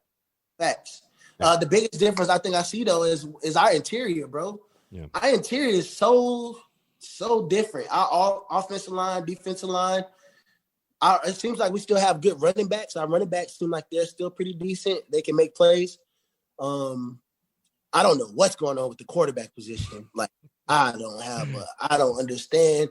We went and got some 5th-year guy from Colorado State or something. Yeah. I don't understand. Why did we go get the Helenski kid or give him the opportunity to take Jake Brentley's job if we wasn't going to believe in him enough to – I didn't think he was that bad last year. No, I listen, a lot of fans are asking that question. I trust me, I agree with you. And I'm someone even that's been in Hill's corner a little bit, that I don't think he's played that bad. But it's kind of like we were just talking off air a little bit that, you know, unfortunately just call it what it is. The season's a bit of a wash. So why not? You know what I mean? Like, why not play the other guys and you're still not seeing it? I think that's, you know, irked South Carolina fans, certainly. No doubt. Yeah, I mean, we got whooped about – what do we get? We got whooped about LSU. Texas A&M and then Ole Miss. Texas A&M. And then we just got whooped by Ole Miss. And these were after bye weeks. Yeah. You know? And, like, that Texas A&M game was hard to watch, bro. Yeah. It was really hard to watch. And then, I don't know, man. It's definitely a different culture around there. The Muschamp thing, though, like, I don't have anything against Muschamp, so I hope no one takes this the wrong way. I would have loved to have the opportunity to work with them. I wanted to work with them. You know what I'm saying? I had a couple opportunities, but I was still chasing football too. But to me, Muschamp was never the guy from the beginning. That's just me personally. Just off his history from Florida, he took a program that was up there and kind of like brought him down. So we were expecting for him to bring a program that was like here to there. I just didn't understand the move, but yeah. And listen, many people would agree with you. I mean, it was a risky hire for sure off the jump, and I think that's putting it very, very nicely. I want to move into this because this week one really big positive did happen, and that was Connor Shaw is moving on the field, taking an on-field position, at least for these last 3 games. Who knows what the future holds beyond that point. But Connor is going to be quarterback's coach. And we saw before the season, I thought it was awesome that Rod Wilson got a position on the staff, former Gamecocks linebacker, played in the mid-2000s. But obviously it's going to be headline news when Connor gets that position again, quarterback's coach, getting him on field. And then he goes in the presser and kills it. I mean, absolutely kills it. Has his pitch to recruits about, playing for this on the front of the jersey and all that. I'll just ask you, because I know that's one of the things, again, we talked about a little bit earlier. And I know a lot of the former guys I talked to, like, they want to see more of that. They want to see more of those former players and alumni, and especially from those teams that had the impact on Gamecock football they had, getting in the building, getting back in the building. And heck, I talked about it on social media. I think it's really important to get you guys back in the building because, as DJ Swearinger told me, somewhere along the way, the standard got lost to an extent. And I think it has a little bit. And I think getting, again, those guys back in the building that can say, hey, like, it is possible to win 11 games here. It is possible to compete for the SEC East. I think getting you guys back in the building is super important. But I just want to get your thoughts. When you saw the comments from Connor Shaw and saw that he had gotten that promotion, he's going to be on-field coaching quarterbacks. What were your thoughts on that? I was excited. I see 2009 to 2013 coming back just from that first hire, just from him. Connor was that dude, like, he didn't talk a lot, but his performance did. And then when he did speak a lot, it was powerful, just like his press conference. Yeah. So everyone shut the fuck up and listen. And he has you can only bring confidence to a program like he will when someone has actually been successful like he has. You know what I'm saying? That's why he's able to go like this, because he knew at one point we were finishing in the top 5. We were winning 11 games a year. We was beating Clemson every year, the same team that's been winning national championships. They couldn't touch us. You know what I'm saying? So you have to bring that confidence like he's going to bring, because he's done it. He's done it. He's played in Williams-Brice. He's been hurt, come back and scored 28 points in the fourth quarter to bring us back to beat Missouri. He's done that type of stuff. You know what I'm saying? So once you put somebody like that in position, it's going to be hard for it not to resonate with the players there. Because, they know who he is. Dude, and I saw so many former players that played with him, or even past and present. I saw so many former guys, like, maybe speak out that I had never seen post or say any, because, like you said, like, Connor is like the leader of South Carolina. Like, he is truly like you said, he's a guy that, and even, just watching him obviously from afar, but not the rah-rah vocal, but like you said, he's a guy when he speaks is powerful. And I thought that's really what it was. And again, I saw so many former players coming out the woodwork and how much they loved that, seeing that, hearing that. I just thought that was so awesome. I really thought that was awesome. We've been tired of this. Like, we've been tired of it. Like, people ask, like, why don't we come around? We come around, you know what I'm saying? But at the same time, everyone is not welcome the same way. You know what I'm saying? Yeah. Like, and everyone, and what people must understand too, as fans, y'all are not in the building every day. Y'all don't wake up at 5 a.m., 6 a.m. and go to the workouts with these sprint coaches and coaches. You don't know how everyone's treated. So just because, a player's done well here, went under the radar and performed, made it to the NFL, that doesn't mean that he all the way enjoyed his time here, if that makes sense. Mm-hmm. Everybody's got a different experience, which is why I like bringing the former players on, because whether it's good, bad, or indifferent, because I've had some guys where it wasn't. Savell Newton was probably the first interview I had where he was very honest about how it went. But I think it's good to hear that. I think it's good to hear the perspectives and hear everybody's perspective and just hear them out. I think that's a positive thing. I really do. I heard his interview with Corey Miller. And I think a lot of people view our school now like Corey Miller, and that's the problem. Yeah. Corey Miller looks at the firing as stupid because the school has always been mediocre. No, we haven't been. No. There were years where we were not mediocre. The years that I was there, we were not mediocre at all. We were literally, he said the best season we had, we got smacked in the SEC championship. That is a lie. That was not the best season we had. We were 9-5 that year and went to the SEC. We won 11 games straight the next 3 years and never saw the SEC again. So that's how it played out for us. Like we had a big win in 2010 against Alabama and stuff, but that wasn't the best season we had. Yeah. And I bet you would argue that wasn't the best team either. I mean, no, it was not even close. Yeah. No, it was not. It was not at all. What's up, guys? Hope you're enjoying the show. You know, when you're running a small business, there are a lot of different tasks and challenges you face. You know, you're wearing all the different hats, you're getting pulled many different directions, and you feel like you don't have enough time in your day. Literally anything that can make your life easier, you're open to it. Guys, if you're growing an e-commerce business, if that is your focus, you need a platform that's focused on growth. That's where my friends over at Klaviyo comes in, and today's show is brought to you by our friends over at Klaviyo. Klaviyo is the ultimate e-commerce marketing platform for online brands of all kinds and all sizes. Whether you're just getting started or you're running a well-known brand, it gives you everything you need to send memorable branded emails, text messages, and more, so you can build strong relationships that keep your customers coming back. Guys, with flexible automations, powerful insights, and super precise targeting, Klaviyo is a faster way to turn great ideas into great customer experiences. That's why it's trusted by more than 40,000 brands like Living Proof, Huckberry, and 8 Sleep. Guys, in fact, an average Klaviyo customers see a 41% increase in overall revenue within 5 months. So Klaviyo scales with you so you never have to switch. They support everything from garage startups to iconic billion-dollar brands. Guys, if you want to learn more about how you can grow your brand with Klaviyo, visit klaviyo.com/grow. That is klaviyo.com/grow to get started with a free trial today. Again, that's klaviyo.com/grow, klaviyo.com/grow. Go check them out and tell them Chris from the Spurs Up Show sent you.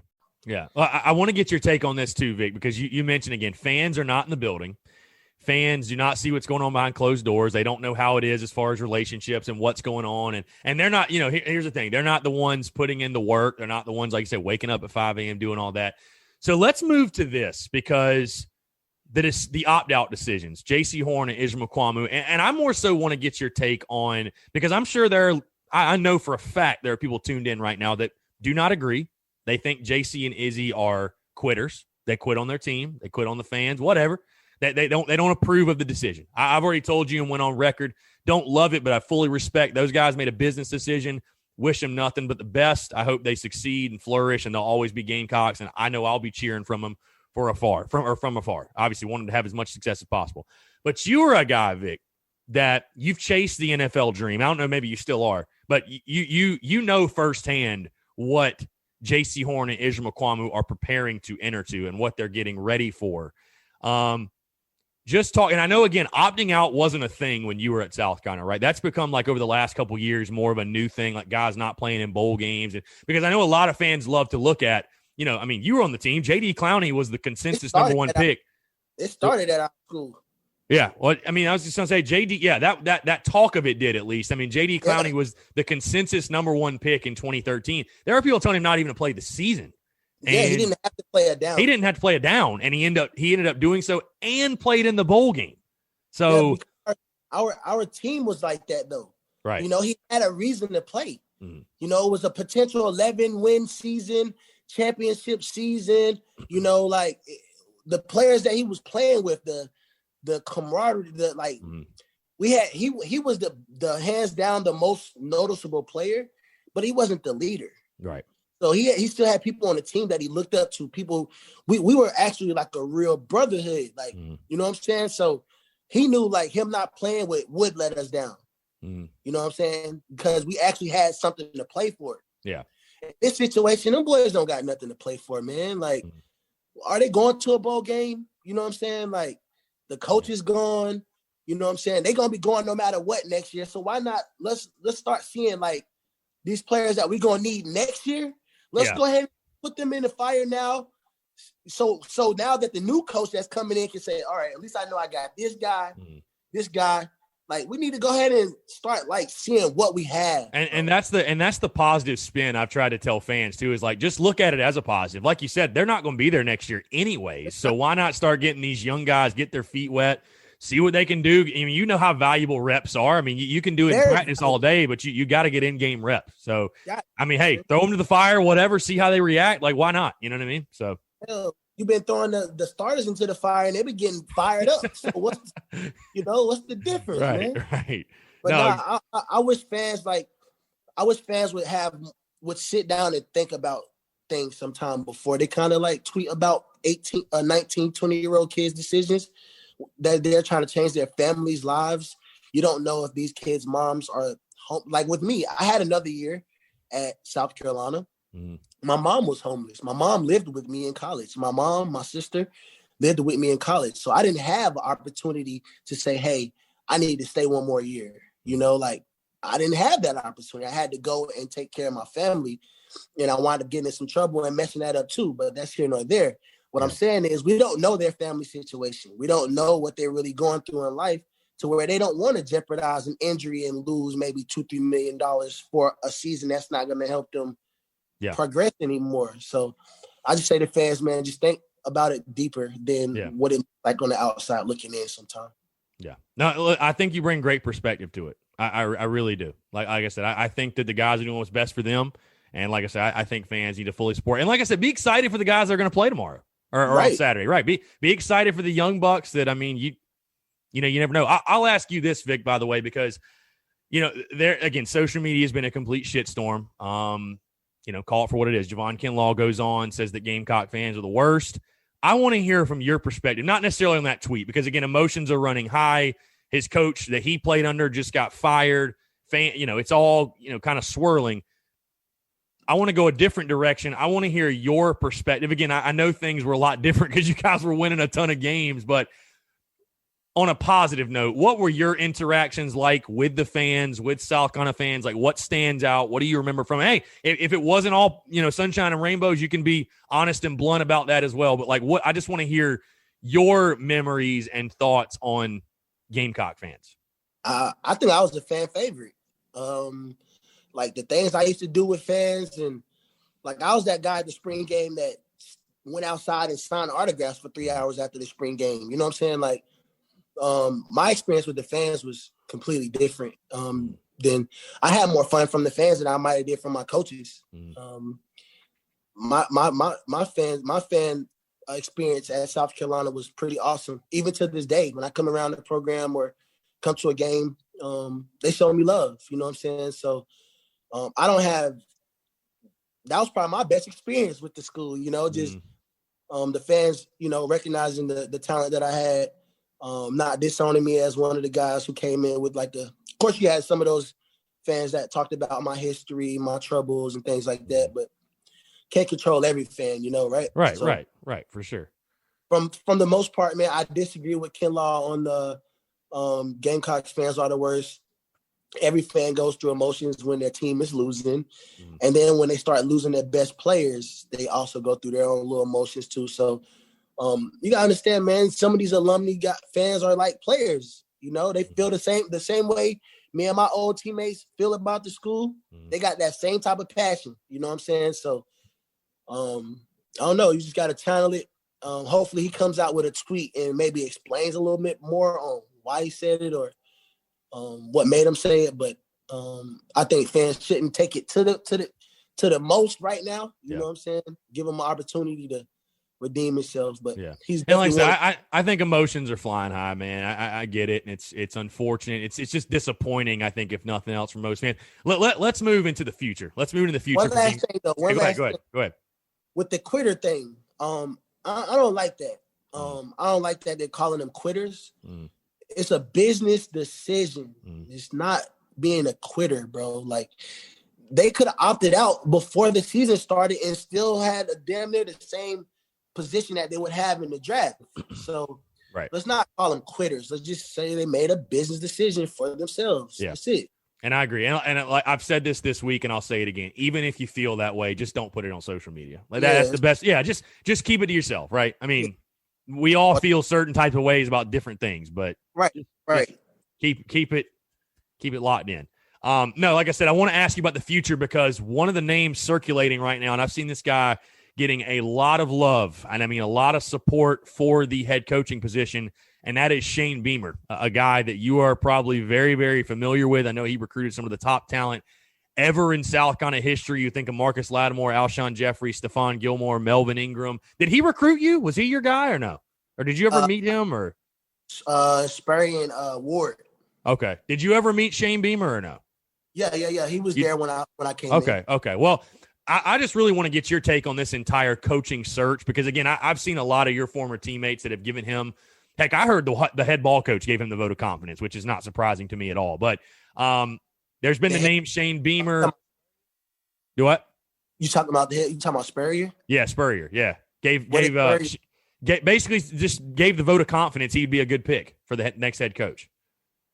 Okay, where's Shane been? So Shane Beamer is at Oklahoma right now. He's helping out with their offense. He's under Lincoln Riley. He's coached under Riley. He's coached under his dad, obviously Frank Beamer. Obviously coached under Spurrier. So he's never been like a big time coordinator or obviously a head coach, but he's got a ton of experience. And again, he's a recruit. You know, he's a guy that's been at South Carolina. He's a recruiting guy. But I mean, I guess I'll ask you again. There are names floating all around.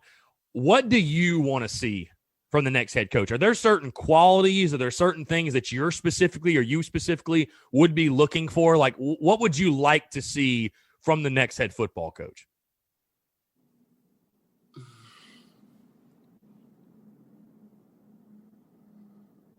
Let's see. If I was a head coach going into this particular program where it's at now, I would want to have a coach who wants to find that culture that was built before it started doing this.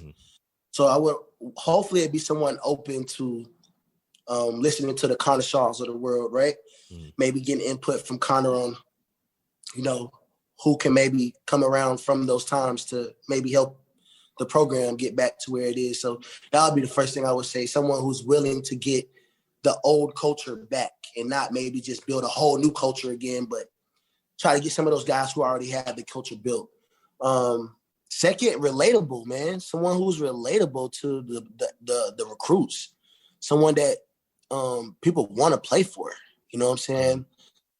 Someone who's not afraid to step into someone's mom's home and be honest. You know what I'm saying? So also someone who's going to get South Carolina talent to stay here and not go to these other states and go to Clemson. That's what Spurrier did. He won the state, I feel like. All the top players, when I came in, it was Lattimore, me, Kelsey. We were like the top 3 players in the state. Then the next year you had, the year before that, you had Mr. Football. You had Stephon Gilmore coming in, right? Devontae Holloman, all of them. Then the year after that, you had Clowney. So we kept the top prospects in the state. Alshon too. Alshon as well. You know what I'm saying? So then Shaq Rowland. Yeah. Things didn't work out with Shaq, but Shaq Rowland was a hell of a talent, bro. You know what I'm saying? Yeah. Oh, he was. Yeah, no doubt. He played good football at Carolina. Yeah, he did, man. It's just, some that goes to them situations with relationships and coaches. Sometimes things is right. Yeah, man, that would be the first thing, man. Trying to create that culture by getting the people around that created it. And then second, being a coach that somebody already kind of like, when you talk to them, you want to play for them. You know what I'm saying? So that would be the first 2 things I would say. I would say I know that when I played there, Shane Beamer hated me. So I probably won't be getting a job if he's hired. Oh, God. Well, there you go. The truth comes out about Shane Beamer. So, no, I think a lot of fans, and I've even said this too, man, I think a lot of fans, and some don't get me wrong, but I think a lot of fans like the idea of Shane Beamer just because he knows what South Carolina looks like when it's at its best. And I think that's valuable. Like you said, as far as getting a guy that's like, if we're talking purely a culture fit, understands the fan base, understands the team, understands the state, like I think he's probably the best bet at this point. Like he's literally done it. You know what I mean? Johnson though. Yeah. Why not Coach Johnson? Why not Coach Ward? You know, like these were guys that was really next in line. Well, I'm just saying that because Beamer, his name has been mentioned among the short list, right? You got like Billy Napier, who was the offensive coordinator at Clemson in 2010, but now the head coach at Louisiana. You got, people have thrown around the name Hugh Freeze. I don't think that's going to happen. They've thrown around about the Coastal coach. Who's that? Jamie Chadwell, a guy that he turned around Charleston Southern's program, and obviously he's got Coastal Carolina rolling right now, but. You're going to be rolling the dice, I think, no matter what, with any of these guys. There's a lot of guys that are going to be unproven. You know what I mean? And you're going to just have to roll the dice and take a chance. And, hey, it could turn out really, really, really great. I mean, I've told that. So, and that's, it's so funny you bring that up. That's been the rumor that I've at least heard from people is that if Shane Beamer got the job, there's a very strong chance he would bring Charlie Strong in as his defensive coordinator.